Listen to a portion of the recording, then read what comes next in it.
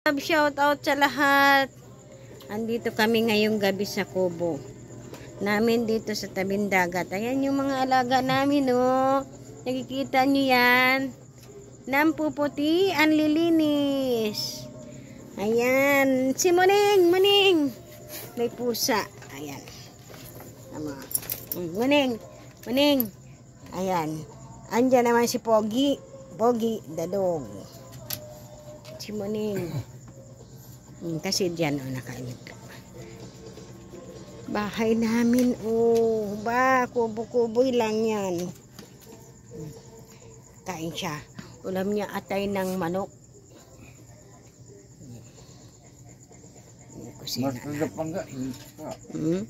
Ayan. Ayan.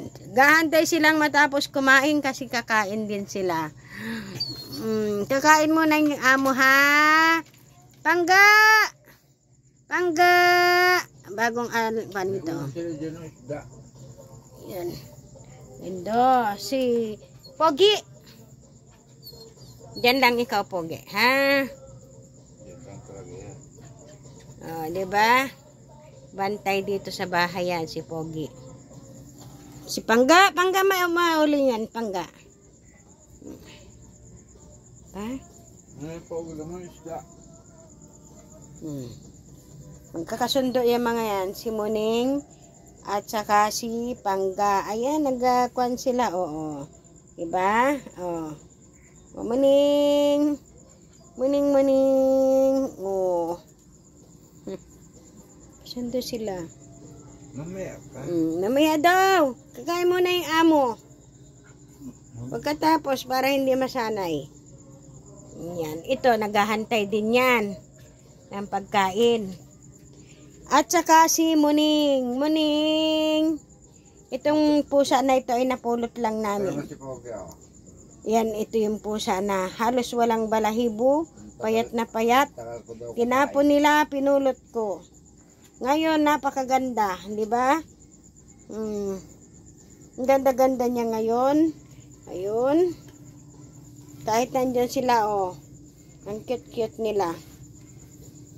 Akalain yung gaganda ang kwan yan. Hindi ko lang siya na-picturean nung pinulot ko, eh. Sobrang payat niya. Yak ng yak. Ayun, dito. Di ba? Pag kailangan mapagmahal tayo sa hayop. Kasi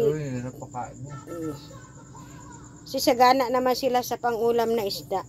Pero minsan nagkakarni din sila yung atay. Nilalamas namin yan sa kanin para may ulam sila. Kasi ayaw naman nila ng dugpod.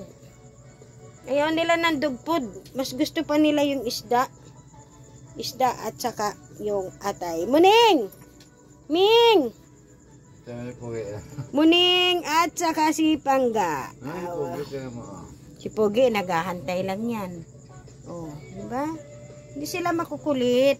Ibig sabihin, naghahantay sila. Oh.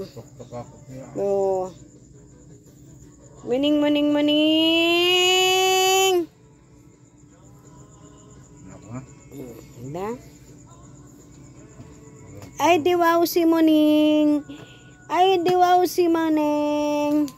Diba?